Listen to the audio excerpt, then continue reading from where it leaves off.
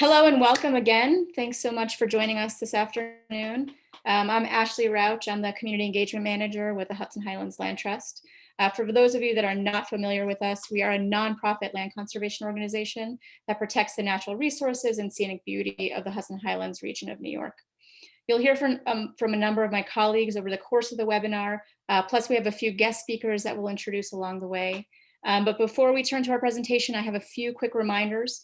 Please try to keep yourself on mute for the duration of the webinar. You can keep your video on if you'd like. We'd love to see your faces, but not required. The presentation will last about 45 minutes, maybe up to an hour. We will take all of your questions at the end of the presentation, so please save your questions to the end for us. We'll ask you to submit those questions through the chat box, and I will remind you of that again once we get to that Q&A portion. Finally, we will be repeating this webinar next Wednesday. That's December 2nd. We're doing it in the evening at 7 p.m. And the recordings of both of these webinars will be available on our website and also our YouTube channel in case you miss anything. So with that, I think I will turn it over to our Executive Director, Michelle Smith. She's going to review our agenda for the day and then dive into some of the real estate trends we're seeing. Michelle? Okay. Good afternoon, everybody, and thank you for joining. The reason that we're holding this webinar today is, as you've all noticed, during the pandemic, obviously a lot has changed in our area. We're seeing a lot of activity, which we're going to talk about, around people buying homes, single-family homes in our area. So we're going to talk about that, trends in that in real estate and what that might mean for development versus conservation going forward. And then, of course, another big topic is the topic of what we'll refer to as potentially parks overuse and managing visitation. And as we think about parks overuse, we also need to realize that we're not the only place in the world that's dealing with this. This has become a statewide, national, international problem and opportunity, with huge increases in visitation leading up to the pandemic that then got compounded by the pandemic. And as we've studied this issue, we found one of the best ways of dealing with overuse is actually in New York State, in the Adirondacks, who have come up with a framework for addressing overuse. And so we figure, why reinvent the wheel?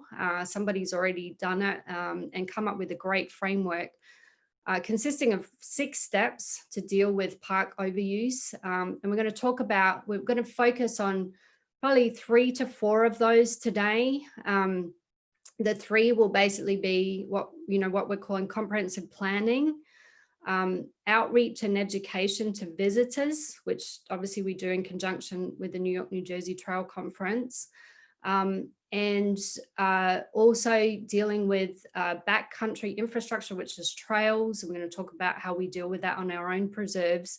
And then finally, the need for funding and personnel to address all of these overuse issues. I just want to say up front, 2 of the 6 recommendations or approaches that we learned from the Adirondacks in their list of 6 items is what they call front country infrastructure. So that's like parking and bathrooms and all those sorts of things, and I know are a big issue here. We will not be addressing that in this discussion, and the reason for that, so if you came to hear about parking and bathrooms, I hope you won't be disappointed, or you might be disappointed, but I will tell you that those issues, what they call front country infrastructure in the Adirondack study, they are already being addressed through state parks visitor management plan that they're working on. And they're also being addressed in the Fjord Trail along the Route 90 corridor. So that's a separate project. I didn't want to steal the thunder of either the Fjord Trail or the state parks process around coming up with a visitor management plan that will be dealing with front country infrastructure, as well as exploring the possibility of limitations on use. So I just wanted to get that out there up front to manage people's expectations, but we will be talking about these other 4 aspects. In addition to that, we'll then talk about We all know there's congestion in the Route 90 corridor with the visitation and along Route 301, Dannytown Road, and various other points in our parks. And so we've spent a lot of time as an organization thinking about, well, how do you reduce that congestion by getting people to move to other places, but also now we know the demand exceeds the supply of places that are available because everything's getting crowded. So how do we look at expanding access points to the north of our park system? So that would be like in Duchess, to the east of our park system in Eastern Putnam, west, going further west into Orange County. And how do we go about that? We go about that with, accessing more funding through building coalitions of multiple agencies and land trusts that can work together to get that, to increase the access and reduce the congestion in the current popular places. We formed a group called the New York Highlands Network to do that. And another important point that we're going to end with is the importance of the state's commitment to dealing with this and their commitment to funding, which obviously is challenged during this pandemic, but we'll talk about, how you can get involved there. So we'll have many opportunities along the way to talk about how you can get involved in addressing some of these issues. So the very first thing I'm going to talk about, and then I will hand it over to Ashley to do the Adirondacks case study, is what are we seeing in terms of people moving to the area? I wanted to thank Houlihan Lawrence because they provided me with this data, and they've been helping me understand both single family housing and land sales. So if we think of just single family housing, what's going on, they've broken it down into 3 school districts. And I think it was, Sylvia Wallen and Melissa Carlton at Houlihan Lawrence who kind of gave me this information, helped me understand it a bit better. But if you look at the red line for the Cold Spring, it's the Haldane School District. The red line is number of sales. The sales for 2020 are annualized from October. And you can see that the number of sales annualized in 2020 is similar to the number of sales in 2016. So yes, you see the upward trend in number of sales, but it's not off the charts relative to those mid, 2010 years, so 2016. There are indicators that demand exceeds supply by the price increase. So prices have gone up about 10%. But again, it's nothing crazy. So yes, it's somewhat of a hot market. Is it crazy in 2020? Not necessarily relative to prior years, but there's an upward trend and it may increase further in 2021. In the Garrison School District, we see a similar thing, but the number of sales is not crazy relative to historic data. There is a price increase, again, representing, demand potentially exceeding supply. So that could have implications for 2021. And in Putnam Valley, similar, yes, there's an upward trend. Prices are somewhat flat. So yeah, yes, the existing sales of existing homes is going up. When we think about this from the perspective of a conservation organization, we think about what does that mean for developers wanting to develop new or seeing opportunities to develop new homes, to do new subdivisions and things like that. And I think the conclusion there from our organization's perspective and, from, our area obviously has a very high conservation ethic, is that we're not seeing, so the increase in sales of existing homes doesn't seem to be translating into a massive demand for developers to develop new homes. And the way that we analyze that is to look at sales of raw land. Are we seeing raw land sales go through the roof or go up, similarly to existing single family homes, similar to what we're hearing about in Dutchess or Columbia County, and we're not seeing that. So we're not seeing raw land, jump off the shelves and get sold to developers. I think that's has multiple reasons. I think that part of it is the land that we have available in our area. We've got a lot of steep slopes, wetlands. Our zoning code does a good job of protecting those.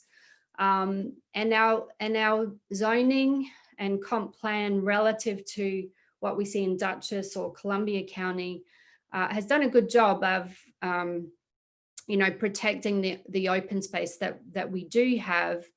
And so it's not as easy for a developer to come in and buy a big tract of land and build a big subdivision. So I think that we get some comfort from that. We do expect there to be some new development, but not in a way that's going to adversely impact, or at least we don't see anything that would adversely impact the conservation goals in our comprehensive plans. So I just wanted to put that out there, and then talk about, what is perhaps the bigger issue in terms of protecting our natural resources and so forth, which is visitation and, overuse in some areas of, our preserves. And with that, I will hand it over to Ashley to talk about that case study in the Adirondacks. Thank you, Michelle. So like we just saw from Michelle's presentation, not only are more people moving here, but we also have more people visiting the Hudson Highlands in record numbers, and many of them are drawn to our area's beautiful parks and trails. So here you can see here a few recent photos that have been shared on our local community Facebook page.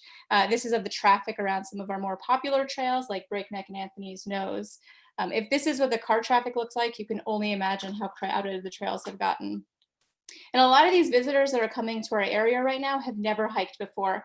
And now that they've been introduced, we expect they will return, or we hope they will return. So we expect this high visitation in our area to continue even once this pandemic is over. But we recognize that overcrowding on our parks and trails is a major challenge that needs to be addressed urgently. But this is not a problem that we only have here. We are looking at this problem across the whole country. So like Michelle said, we do not need to reinvent the wheel to solve it. Instead, we can look at what others are doing. So we thought it would be really helpful to share a case study from another region in New York that's also experiencing a boom in tourism, the Adirondacks, which some of us are probably familiar with. With more than 12 million visitors a year, the Adirondack Park has become more popular than even Niagara Falls, so that's huge. They are a few steps ahead of us, though. They are developing a long-term master plan for dealing with this overuse, and we think that's a really great example that we could implement here. So their plan, let me, Michelle, if you don't mind advancing to the next slide here. If not, that's okay. So their plan in Adirondacks is called the Adirondack Vision 2050. I am shortly going to switch over to a website that a group called the Adirondack Council developed, and I'm going to share some of the solutions they're coming up with to help mitigate this overuse. I will share a link to this website in the chat shortly, and I'll also follow up with an email after this webinar. So this website is a true treasure trove of information. I won't have time to go through all of it today, so I really highly recommend that you explore it on your own time. So let me switch over to that website. Let me share my screen here. Here we go. All right, do we all see that? It says overuse in the Adirondacks here. Great. So before I dive into this, I want to stress that the Adirondacks are further along in their planning than we are here. And we believe that this is a really valuable framework that we can piggyback off of to help develop solutions that are tailored for our area. We do not have all the answers for the Hudson Highlands to share with you today, as Michelle mentioned. The hope is here that we can learn from what other communities are doing to address the same issues that we're experiencing here. Plus, we want to make sure you are aware of what is already happening here to solve these problems, and most importantly, how you can get involved. So looking at this video here, you can see just how crowded those trails in the Adirondacks have gotten. And this may look very familiar to you. So I'm going to keep scrolling down here. Let's move to our first section here.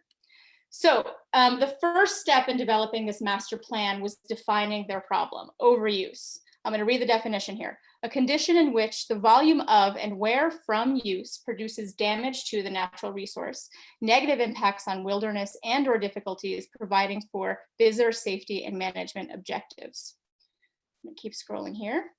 But they also recognize the upside of tourism, right? More people are connecting to nature, more people might become advocates for conservation. And of course, there are the undeniable economic benefits of tourism. But tourism can only be successful with proper visitor management. So I'm going to keep scrolling here, but you'll see a few of the indicators of overuse as I scroll through. So demand for parking exceeds parking lot capacity.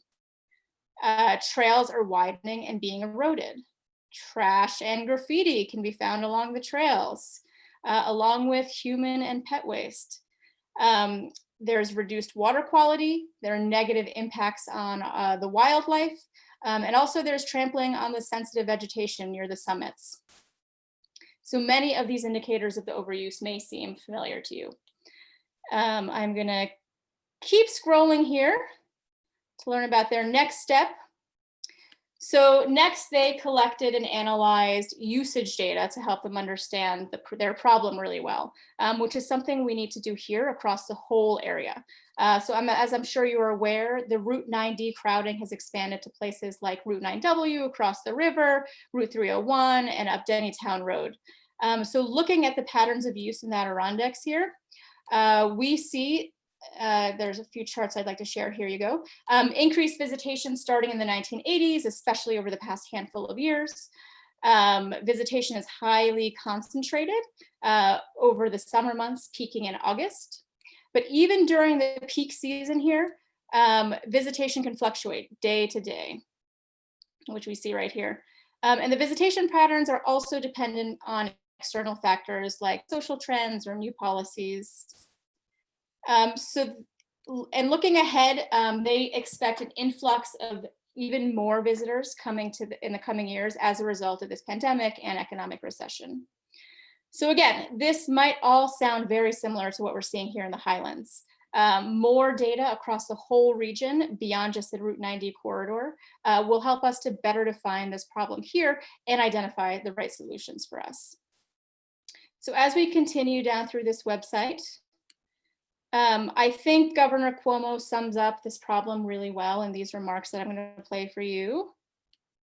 Is the tourism increase is actually creating issues, parking issues, traffic issues, and there's a real question of what's the maximum use of the resources without damaging the resources. It's a legitimate issue. We have to work on it. It's not black and white. We want tourism. We want people to enjoy it. We want the economic development, but we want to make sure we're not spoiling the asset. And that's the balance we have to reach. And there are legitimate concerns. So they've defined the problem and they collected the data. And now let's talk about how they've started to develop the solutions that are going to help them get to that critical balance that Governor Cuomo alluded to.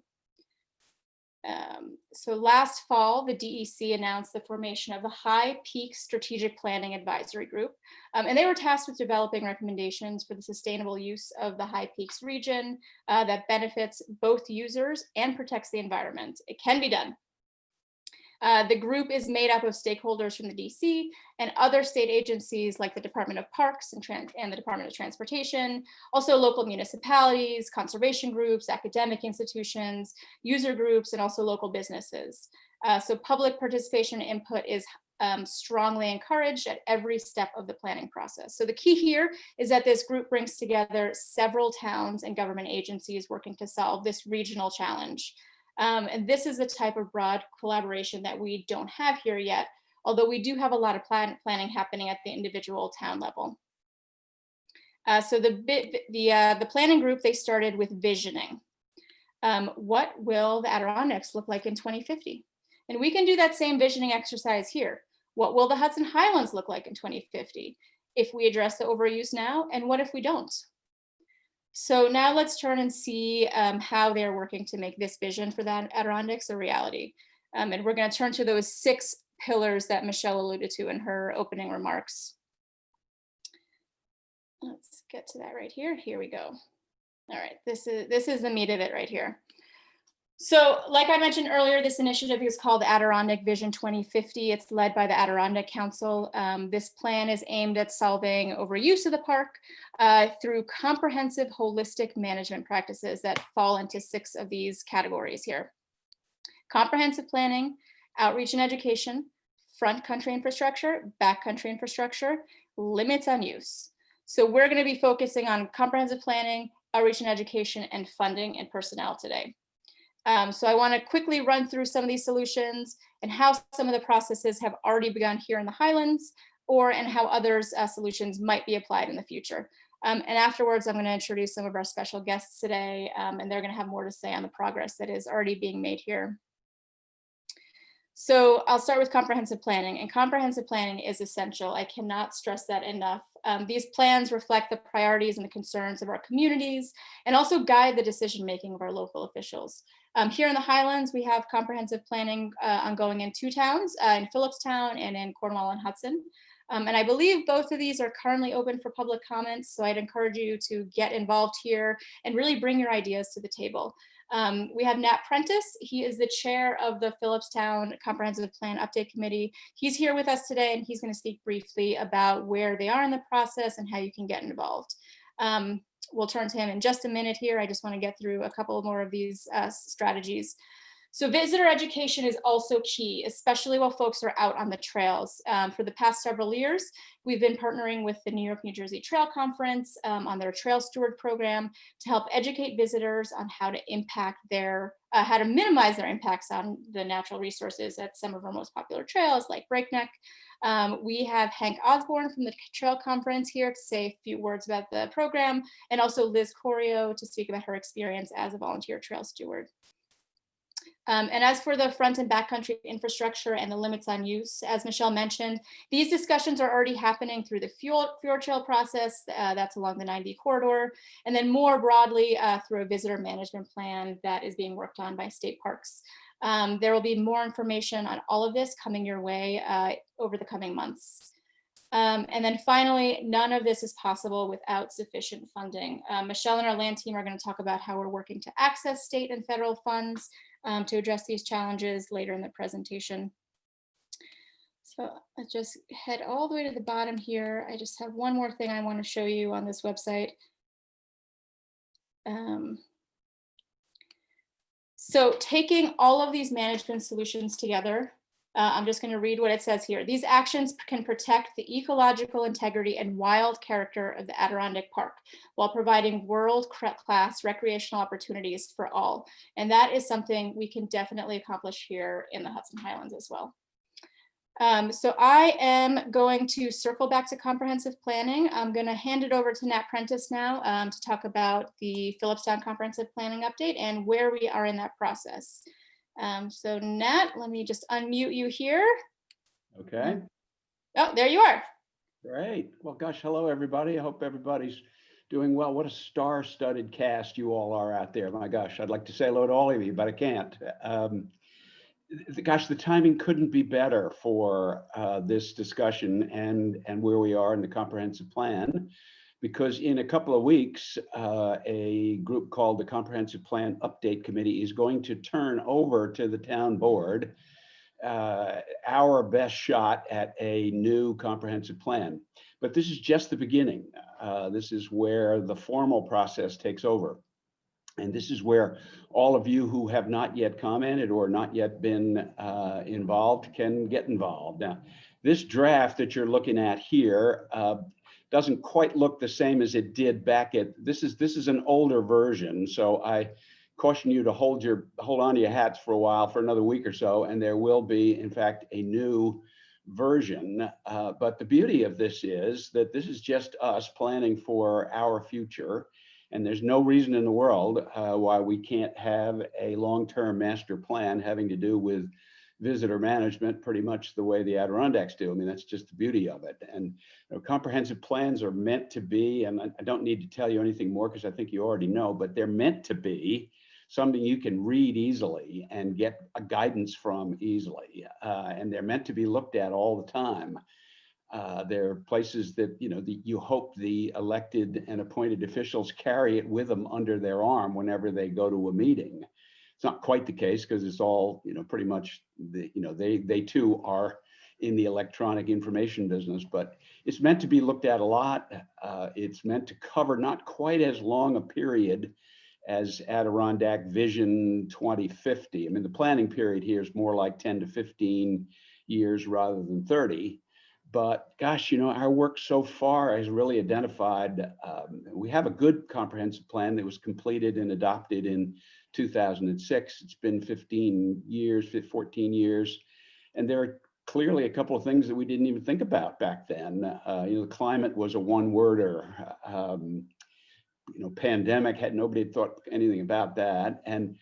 And visitor management has just become a real issue. And I'd probably say, given what we've done so far, and this is all preliminary because now's the time for all of you to participate, but I'd say it's the number one new issue that's emerged, visitor management. So we're all ears. We're delighted you have this process going on. Michelle and her colleagues have been great contributors to the Comprehensive Plan Update Committee.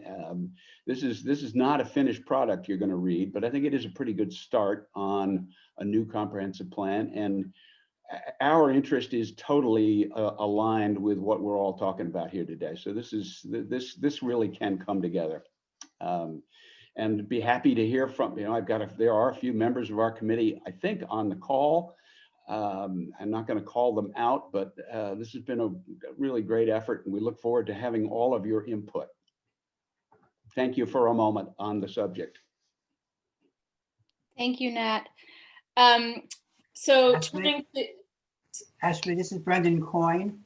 Hi, Brendan. I managed to get in. I'm in another office, that's why I had some trouble. But I'd just like to say that our comp plan is reaching the deadline as well, the goalpost, and we are open for comments. It's on my website. It's on the village website. Excellent, thank you. And we'll be sharing, or I'll be sharing an email after this webinar with all these resources and information on how you can contribute to these two comp plans. So turning to the Trail Stewards program, we also have Hank Osborne here. Let me just advance to our next slide here. We have Hank Osborne here to tell us about visitor education and the Trail Stewards program. So let us unmute Hank, and maybe Hank, you could dive in. Okay, hello, yes, thank you. Hello, everybody. So there are negative consequences to increased use of the trails and outdoor recreation. And one piece of a solution can be to educate the visitors. And trail stewards are outreach and education stewards, and they can work to help people understand how to take care of the trails and how to take care of nature. And through user surveys, we've discovered that many of the people coming up to hike in the Hudson Highlands are new to hiking, and in some cases, even at Breakneck Ridge, it's their very first hike, and it's their very first outdoor adventure. And in some cases, it's people's first experience with nature at all. And stewards are in a very strong position to be able to shape that experience. And we have been, the Trail Conference, the New York, New Jersey Trail Conference has partnered with the Hudson Highlands Land Trust to manage trail steward programs at Breakneck Ridge. And we also have stewards at 10 other locations throughout New York State. But we've had a trail steward program at Breakneck since 2013, and we can compare the data that we collect every year. And it's probably no surprise that there's been an increased number of visitors every single year. And just to point to some numbers for a second, our first full season of Memorial Day through Columbus Day, our first full season was 2014, and we counted 26,000 people. Then last year in 2019, we counted 44,000 people. So that's a pretty big increase. This season, because of the pandemic, we launched the program late, and we didn't get on the ground for we were basically 7 weeks late. But even still, not counting those 7 weekends, 2020 saw record numbers of people. So we counted, starting late, we counted 47,000 people just at Breakneck. And that's also just counting the hikers ascending the White Trail. We're not actually counting the hikers coming down the White Trail or the hikers going up Wilkinson or Brook Trail or others. We're keeping our data consistent. And so the numbers I'm sharing are just ascending Breakneck alone. And we're seeing record numbers. So we've been doing this program with various models of paid stewards, hourly wage stewards, seasonal employees, part-time employees, AmeriCorps members. And in 2018, we attempted to launch a volunteer steward program, to have volunteers acting as outreach and education stewards. And we had 10 people sign up, and it only yielded one steward, but that one steward is doing an amazing job and going out twice a month on the trails for full days throughout Hudson Highlands State Park.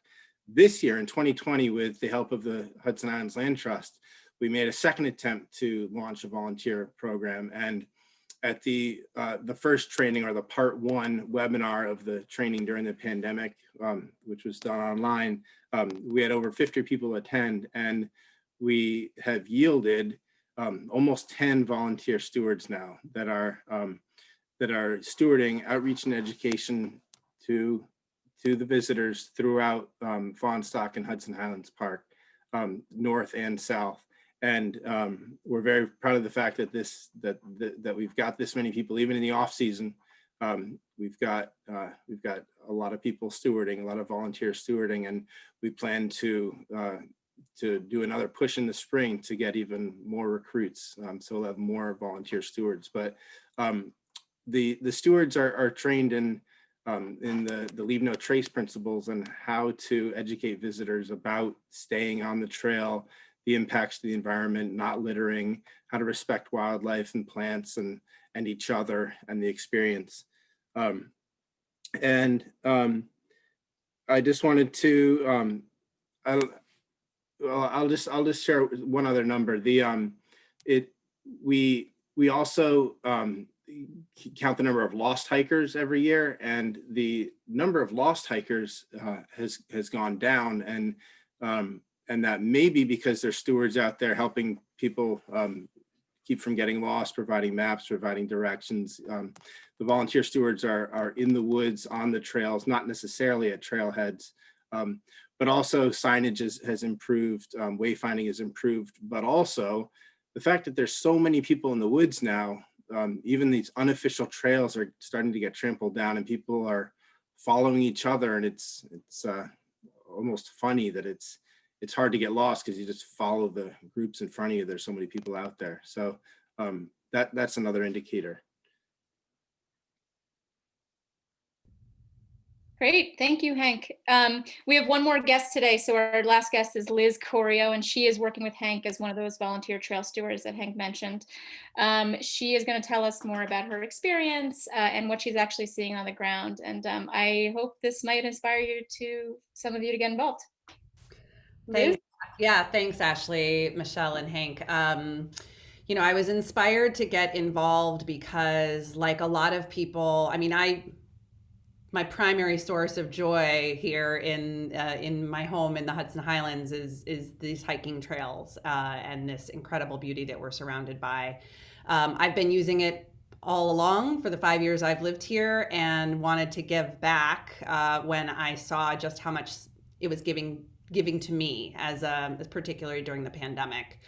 So I learned about the Trail Stewards program from Michelle and Hank on a Fjord Trail webinar, actually, and got involved. Like Hank said, it was really easy to get the initial training from the incredible team that he's assembled there online about Leave No Trace principles. And then I also had a in-person training from one of the amazing AmeriCorps stewards who was with New York, New Jersey Trail Conference for this season.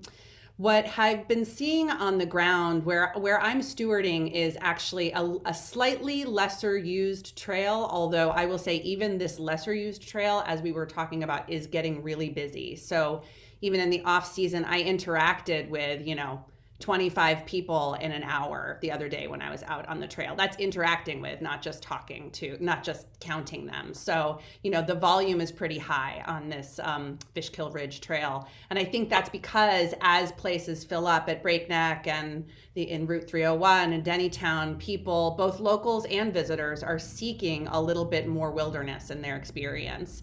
And while we need to think about visitor management, as you were hearing Ashley talk about, I think that the trail stewards are a way that we can have our cake and eat it too. We can allow people into these parts of our resource that are still really pristine and slightly less used, and you can a little more wilderness, but we can help keep it that way from the beginning. So the other things I would just mention is I do spend a lot of time talking to people about maps, making sure everyone has a map, making sure they're using Avenza and not All Trails, because All Trails is how you get those sort of user-generated herd paths, which can be going through a sensitive wildlife area or vernal pool area. So just, educating people about that. And it feels to me like a really constructive way to deal with this issue that we're facing as a popular destination, as opposed to just sort of saying, we have to keep people out. In fact, we can engage them productively. I talk to them about the fact that it's nonprofits who are maintaining these trails and who are stewarding these resources. I encourage them to either get involved or donate. Even whether they live here or wherever they live, there's probably something like a New York, New Jersey Trail Conference where they are too. So it's just an opportunity, and one that I think if we're smart about, we can really leverage to our good. Thank you, Liz, and thank you so much for volunteering. So let me just click over here. Oh, it's not working. There we go. So in addition to the volunteer opportunities with the trail stewards, there are a number of other ways that you can get involved in protecting our natural resources. We have a fantastic nature preserve that we own and manage in Putnam Valley. It's called Granite Mountain Preserve. And just as a side note, this preserve is not yet on all the regional trail maps, so it has not been as crowded as a lot of these other places we've been talking about today. So I highly recommend you checking it out if you haven't been already. So our natural resources manager, Nicole Wooten, who many of you know, she filmed a little update from the field for us last week to tell us a little more about the preserve and how we've worked with volunteers to help turn this into such a fantastic resource for our community. So I'm going to play that video. Let me just switch over to our YouTube channel here. And then we will hear from Nicole. 1 second. Okay. And here is Nicole to tell us more about Granite Mountain. Hello, and welcome to Granite Mountain Preserve. My name is Nicole Wooten. I'm Natural Resources Manager at the Hudson Highlands Land Trust. And today I'm here to give you an update from the field. So first, a little background. Granite Mountain Preserve is a 400-acre nature preserve owned and managed by the Hudson Highlands Land Trust. And we do that for two main purposes. One is the protection of natural resources like clean drinking water and wildlife habitat. I'm actually standing right near Peekskill Hollow Brook right now. And the second is for passive community recreational activities like hiking and bird watching.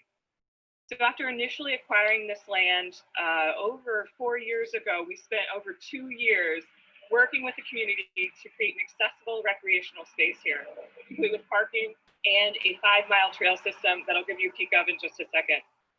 And the preserve is located in Putnam Valley, right off of Peekskill Hollow Road. If you hear a little road noise in the background, we're right at the entrance just here. So let's go take a look inside. All right, welcome. We are now inside Granite Mountain Preserve. We've just come up the entrance road here. There's Peekskill Hollow Road in the background. Here's our fabulous parking area and the entrance to our trail system here as well as our trailhead kiosk, which was created by Boy Scout Troop 41. Huge shout out to the Scouts. So anytime you come visit Granite Mountain Preserve, it's a great idea to check out our kiosk, look for any updates, any new news, and also if you need to grab a paper map, we have those here, as well as instructions on the kiosk as to how to download your own digital version of the map from Avinza, which is a free mapping app.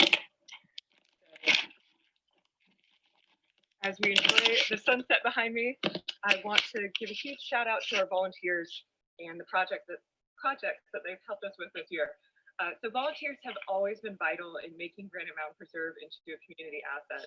They've helped with projects from trail maintenance, storm cleanup, I'll talk about that in a minute, biotic and bird surveys, invasive species removal, even construction projects like creating barriers to stop unauthorized motorized vehicles, and of course, our trailhead kiosk and other exciting projects throughout the preserve.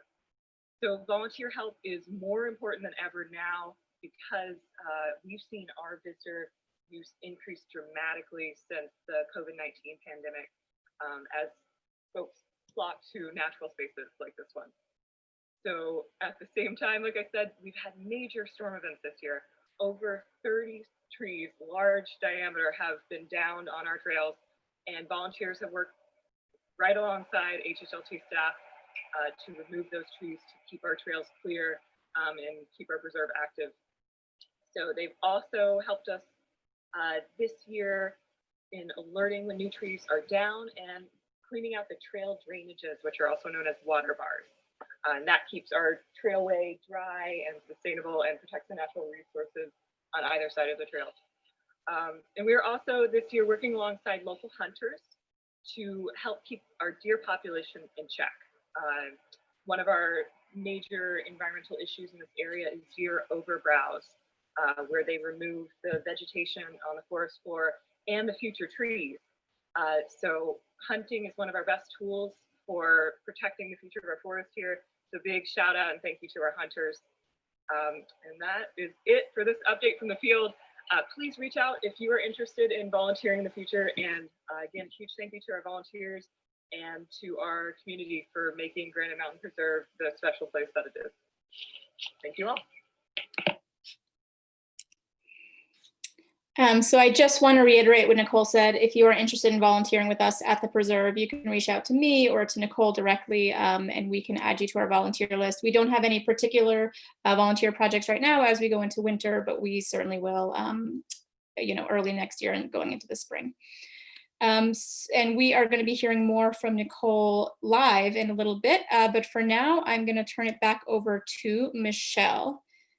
So Michelle, if you want to take over the screen share, I'm going to stop my sharing.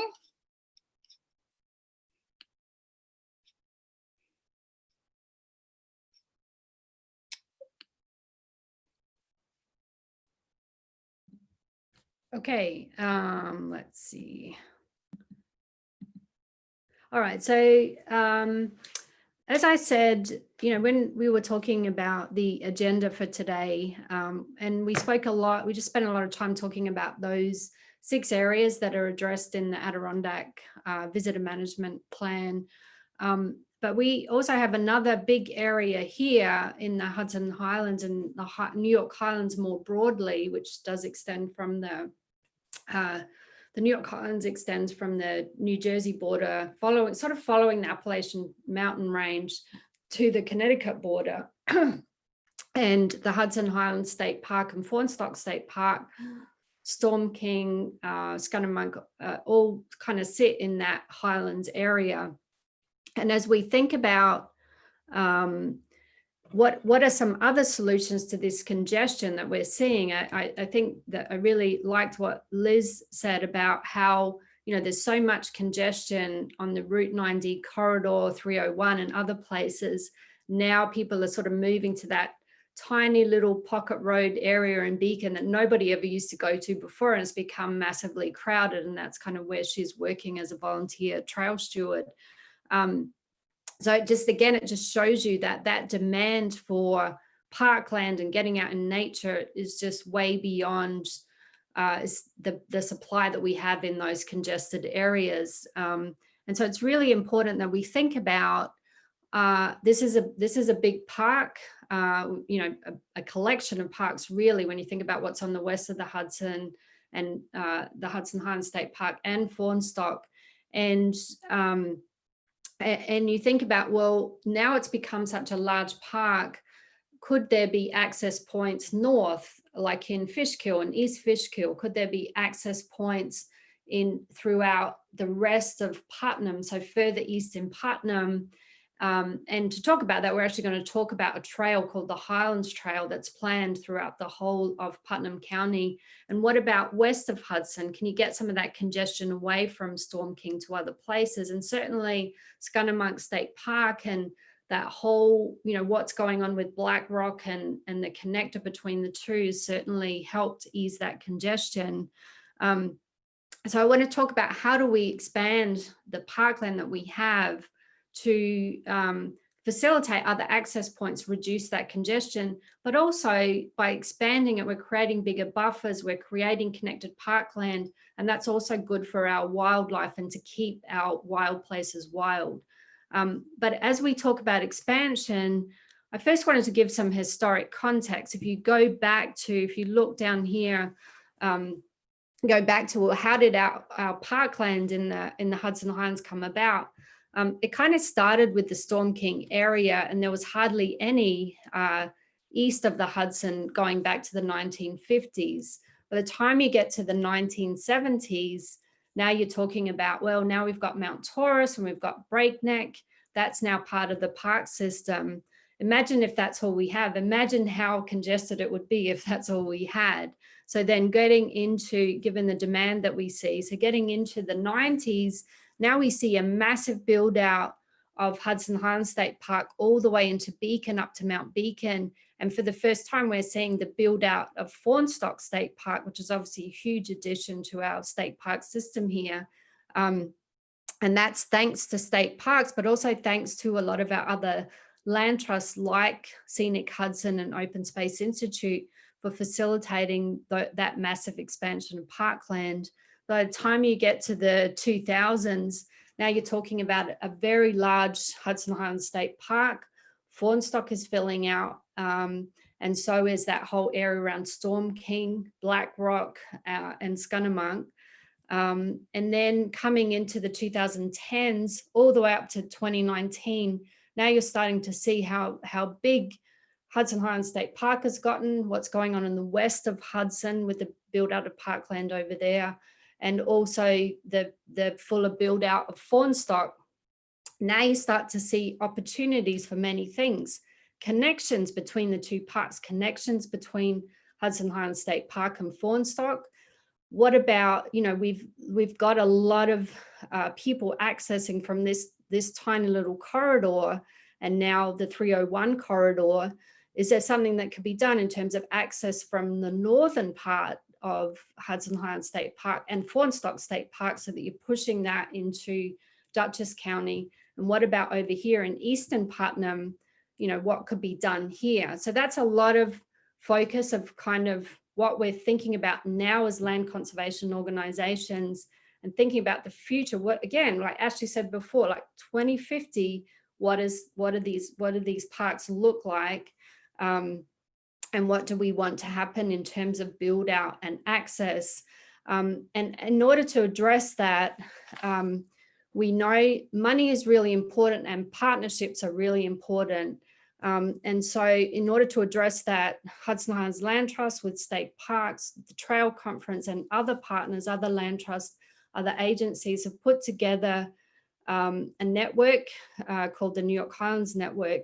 And we're working on building out these solutions to our park. So with that, I'm going to hand it over to Nicole, who's going to talk about how we're dealing with sort of the build out of access points, connectors and buffers to our park system. Sure. Thank you, Michelle. So as Michelle mentioned, a complementary way of protecting our natural resources is by doing direct land conservation. And that is in complement with municipal planning, with the Trail Stewards Program. If we can combine that knowledge and combine the resources of land conservation organizations and state and municipal agencies were able to work on these issues of dispersing use, adding buffers, connecting lands. So funding is key, is one of those keys for making land conservation, land protection happen. And one of the great sources that we are fortunate to have in this particular area is the Highlands Conservation Act. So on the map, you can see in red, there are stars in areas where the Highlands Conservation Act has provided funding for protection of lands for these purposes. And to back up for just a second, the Highlands Conservation Act is a federal act. It was established in 2004, and it recognizes the importance of this particular region to the entire nation. So it allows grants of up to $10 million across a 4-state region. So New York, as well as New Jersey, Pennsylvania, and Connecticut are all part of the Highlands region. And that is to protect recreational access areas, forests, water, wildlife, a lot of the things that we're talking about here, the sensitive natural resources. And some of that funding is competitive. So because we're working as a team among the New York Highlands Network, we're able to prioritize across municipal boundaries and get more of that funding allocated to this area, which has seen such great need, especially recently. So again, that helps add access points. You can see areas where the red is right on the edges of parkland and areas that it would be helpful to have more than one entrance to disperse recreational use. It helps add protective buffers to sensitive natural resources and connects land. So you can see areas where the red is becoming connections among the green spaces. So we are looking for more dispersal of recreational use to the north and to the east, especially in Putnam County. So Michelle, if you wouldn't mind advancing the screen here. In brown, you can already see there's the Appalachian Trail. It's sort of our north-south corridor, both for recreation as well as for wildlife connectivity across this New York Highlands region. Now in purple, this is the Highlands Trail, which is lesser known, but a really fantastic resource, both recreationally and for wildlife connectivity as well. The Highlands Trail is envisioned as a 4-state, 600-mile long trail. And when it's complete, it'll show off the natural beauty of the 4-state Highlands region. And it primarily co-aligns with existing trails. It is already about 95% complete in Western New York. As you can see there on the map, the purple line is pretty steady. And in the eastern side, there are existing trails in certain areas, and we're working now as this larger network community to plan for the progress of that trail. That'll help pull some of this recreational ecotourism into eastern Putnam County, just help disperse the use, even encourage ecosystem, economic development in the east, all while protecting this pathway for wildlife. So if you'd like to learn more about the New York Highlands Network, I know that was only a teaser of information. We will be releasing a story map. Michelle, if you'd like to advance, you can see that there's our title slide. That'll be coming up on our website soon, hhlt.org. Ashley will be sending our website out in that follow-up email as well. And beyond federal funding, state commitments to funding are also important. So I'm going to hand it back to Michelle to talk about that. Yeah, so we're very fortunate to have the federal funding. The federal funding needs to be matched by state funding. And just go back, if you go back to those 6 main action items that came out of the Adirondacks, visitor management and managing overuse plan. The number 6 was it's essential that we have funding and personnel to address these issues. And in New York State, we're very fortunate historically that we've had great allocations to environmental issues, but now we're in a budget crisis because of the pandemic. We all hope that there will be federal help coming on the way. Meanwhile, we need to be talking to our state assembly members and senators about funding for the environment as a necessity, as opposed to a luxury. And that's why, you know, we mentioned these 6 programs here: Environmental Protection Fund, New York Parks 2020, all essential to both the build out of our state park system as well as the stewardship of our state park system. The 2021 Environmental Bond Act, that was supposed to be 2020. It was a ballot measure for billions of dollars of funding to go towards environmental purposes, including conservation and restoration of impacted lands. But unfortunately, because of the pandemic, it did not go on the 2020 ballot. So we're hoping it will go on as a ballot measure in 2021. But these are all ways that our community can get involved, writing to your assembly members, to your senators. We will send out information after this call about, you know, who to ask, what to ask for. This is really important again, and I'll just go to the next slide. But access to nature, if you look at the middle, access to nature is vital in protecting public health. This is a necessity. We see everybody needs it during this time. It's not a luxury, but in addition to that, it's really important for economic development in New York. It'll be very important to our counties here, Putnam, Orange, Dutchess. And during the pandemic, we sort of forgot about climate change, but all of this and protecting the land and getting connected, protected lands is really important for climate change. That problem has not gone away. Nicole mentioned all of the climate issues we've already had, the events that we'd already had this year. And we hope that the state will keep up funding of that as well. Again, as a follow-up to this, we'll be sending out an email with ways that you can get involved, not just as a volunteer, but also in speaking to your elected representatives, especially as we go through the budgeting period. And I guess with that, that concludes our presentation. We did allow time. We did put on the calendar invite another 30 minutes. People can stay around for Q&A. And I will stop sharing my screen now. And Ashley and Julie, I don't know if we have questions to answer. And questions can go in the chat box. And you can find the chat box. It's in that toolbar at the bottom of the screen, right in the middle. And if you want to just chat the question to everybody, we will all be able to see it.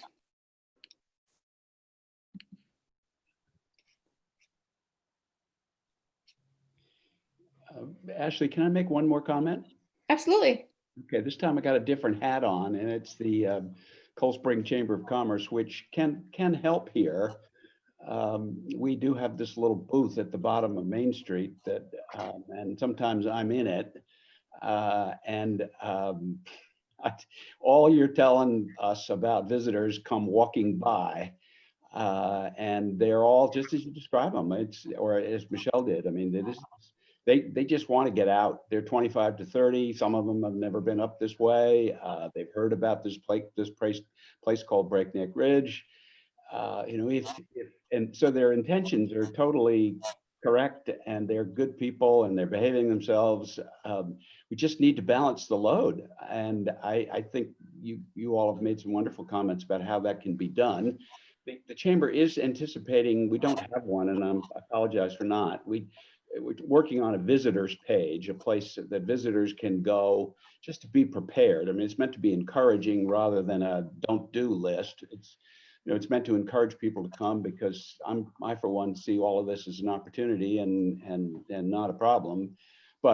And I'll be trying to get a hold of Hank and see if we can do a little better job in terms of hiking tips, because you're right, they sometimes show up at the booth and they're not ready to go. They're not ready to go hiking, and they have no idea how difficult one it is how long it takes them to get out to Breakneck Ridge, and then they have no idea of how difficult a trail it is. So we can build that page up a little bit, if not a lot, and I think the Cold Spring Chamber can help. So that's just a thought.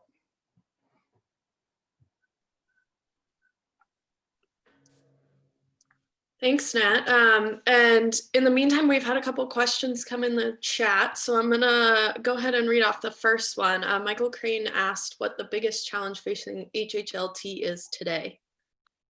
So I would just say, and then I'll go ahead and I see the other ones from Sean and Pete Salmonson, so we'll look at those as well. I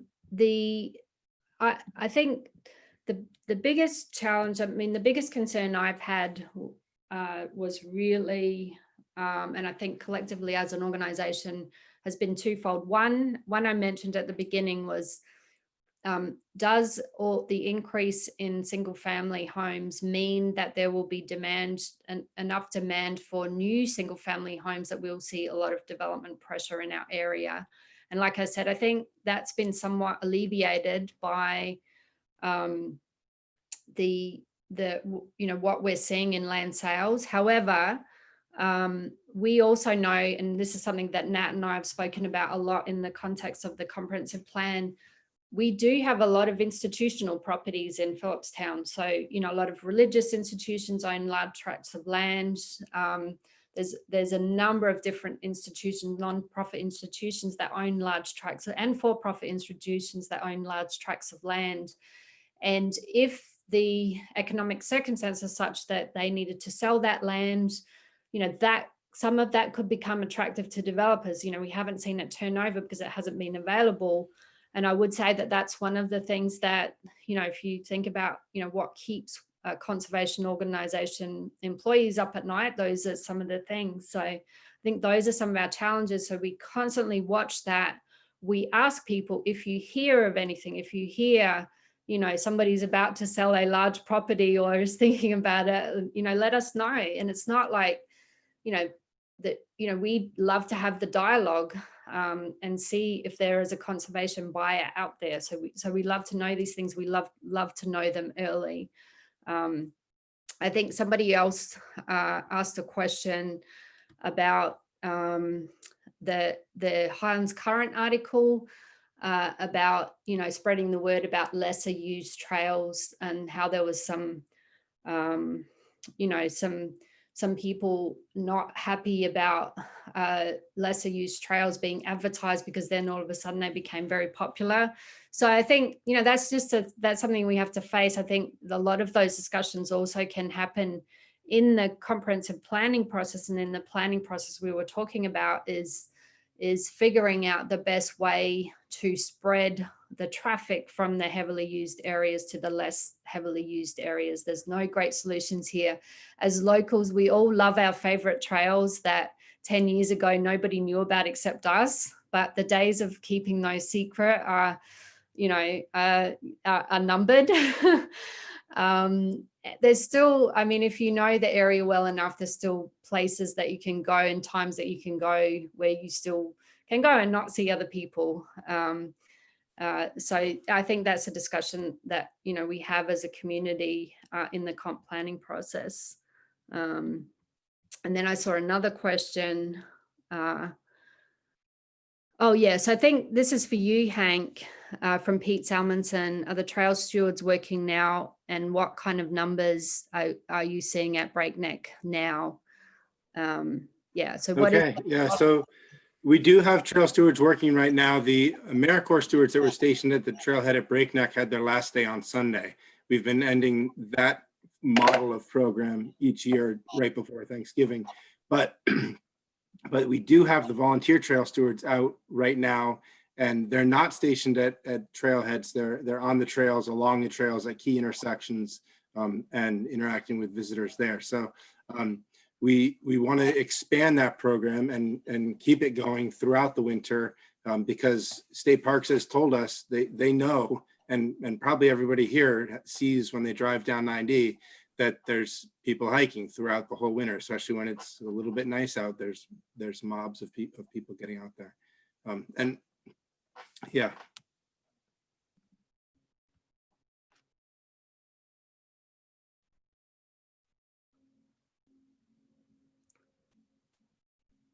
Okay, I don't know if there's any other questions. I don't see any more in the chat. No, we just had a comment from Teresa Kraft on expanding access to Hudson Highlands State Park. Thank you for that suggestion, Teresa. I wanted to ask Sandy Galiff. I see Assembly Member Galiff on. Hello. Thank you for joining us. And then maybe this is premature, but I mean, obviously I mentioned a lot about state funding and the state budgeting process. I don't know if there's anything you want to share on that. And I know that, you know, as environmental organizations, we're all now hoping that the state sees the continuation of environmental funding as a necessity as opposed to a luxury. So I don't know if you have any comments on that, not to put you on the spot. Okay, no, that's all right. And I'm really sorry. I had to deviate. We have crises going on in Ossining and Peekskill with yellow zones turning to red zones. And I was just working on trying to get some more testing equipment. So I got off for a while. I heard all the speakers though, but I got off on that issue. I just want to say, I mean, we're really, you know, it's a terrible year. We've got $60 billion deficit. I know we're starting to meet in the assembly now that maybe the election's over. You know, it's been a very long election process, and we're starting to meet next week to talk about where we go, what we do, and it's really problematic. You know, with this, and I was just dealing with the schools having to pay for tests to get the kids back into schools, 20% testing. I mean, all of this costs money. And so, and I have noticed that a number of the grants that I've been working on in lots of different fields, some environmental and so on, are just, everything is on hold at the moment. And we're going to have to see what the federal government does. Hopefully they'll be much more positive toward local and state governments than they have been, which may make a difference. You know, we want the $3 billion bond act to go through. Whether that will be on the ballot next year is really important. You know, a lot of it is, you know, we'll spend some money, but a lot of it is holding the line. I have to tell you, I've gotten more calls and I've done more Zooms on environmental issues than anything else. But I'm sure the schools are going to start in real soon. They just can't figure out how to do all the, you know, the internet learning and all of that goes on. So, you know, I really don't have great information. We will as we start up in January to see where we go, and let's see what happens on the federal level with the stimulus proposal. And I know we all want money to keep everything going. And I've certainly heard the complaints that you all addressed. The Adirondack study was very interesting, and we can learn a lot from that. So Nat, have a good follow through on all of your work that you're working on locally. Well, so lovely having you in on these meetings. You know, who could ask for anybody like the support we get from you? So thank you. Well, thank you. I just, I'm just sorry the phones started off the hook on big problems, other big problems. Okay, thank you. Thank Thanks. you so much. We really appreciate that, and we appreciate you being here. I think one more question came through.